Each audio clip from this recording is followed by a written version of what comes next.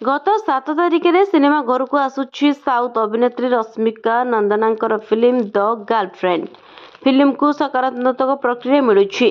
निकटरे ए खुशी रे एक पार्टी आयोजन होइतिला जेउथिरे अनेक सेलिब्रिटी जोग देइतिले। अभिनेता विजय देवकोंडा मध्य पार्टी रे शामिल होइतिले।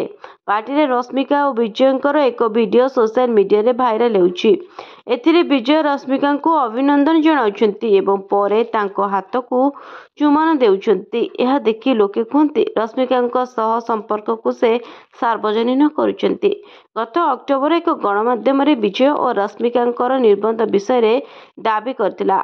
एथिरे उभयंकर परिवार और परिजन उपस्थित थिले। निकटरे एक गणमाध्यम को विजयंकर घनिष्ठ जने व्यक्ति कहिथिले दुहे आसंता वर्ष विवाह करिवे।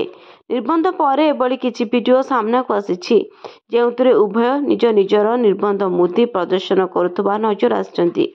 दीर्घ समय हेला विजय रश्मिकांकर डेटिंग चर्चा रे रहिछि किंतु उभय एहाकु केबे सार्वजनीन करिनांती। रिपोर्ट न्यूज दुनिया।